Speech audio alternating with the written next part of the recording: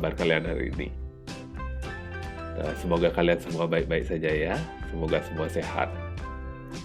Minggu lalu kita sudah belajar tentang materi genetik. Minggu ini kita akan membahas tentang hukum pewarisan sifat.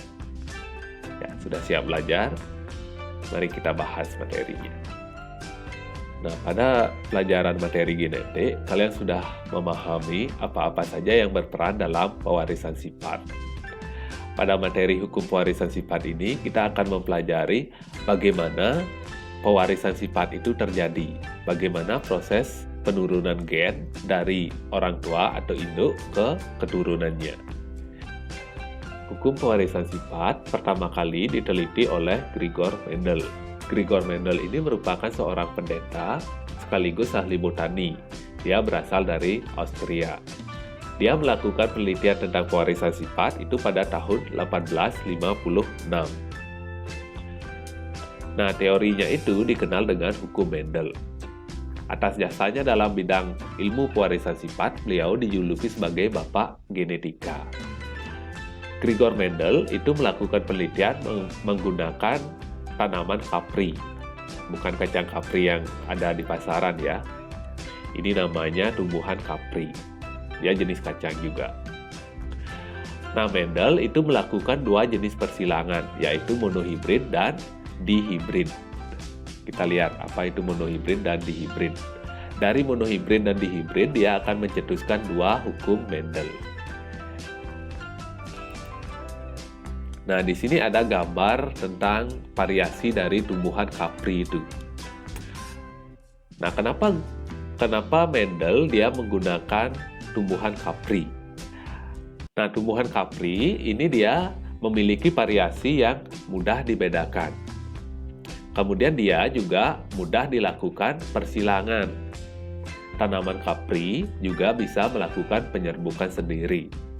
Jadi untuk mengamati pewarisan sifat, tanaman kapri ini sangat mudah diamati. Makanya Gregor Mendel memilih tanaman kapri ini sebagai bahan penelitiannya. Nah, nanti kita lihat tentang persilangan monohibrid. Tetapi sebelum kita lanjut ke persilangan monohibrid, kita harus mengenal istilah-istilah penting dalam persilangan. Ini ada beberapa istilah. Ini nanti kalau saat praktek, istilah ini akan gampang sekali untuk diingat ya. Nah, pertama ada istilah parental. Biasanya pada penulisan persilangan disingkat dengan huruf P. Parental itu artinya induk atau orang tua. Kemudian ada penotip. Tulisannya ada memakai F, ada juga memakai P dan E di akhirnya itu. Penotip ini merupakan wujud gen atau sifat yang muncul ya, atau sifat yang dapat diamati. Contohnya penotip itu warna bunga, warna ungu, warna putih, itu merupakan penotip. Kemudian ada genotip, itu gen yang disimbolkan dengan huruf ya. Misalkan warna ungu disimbolkan dengan huruf U, itu genotip. Kemudian ada gamet, disingkat dengan huruf G. Itu kalian sudah tahu ya, gamet. Gamet itu merupakan sel kelamin. Kemudian ada filial, disingkat dengan F. Filial itu artinya anak atau keturunan. Kemudian ada istilah dominan dan resesif. Dominan itu adalah sifat yang muncul, sifat yang menutupi sifat yang lain. Kemudian penulisan genotip pada dominan ini dilambangkan dengan menggunakan huruf besar. Jadi simbol gennya itu memakai huruf besar untuk yang dominan. Nah, dominannya itu nanti Pak jelaskan ya. Kemudian ada resesif. Resesif ini lawan dari dominan.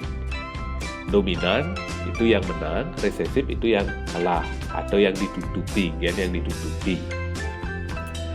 Resesif ini dapat muncul ketika dia berpasangan dengan gen yang resesif juga.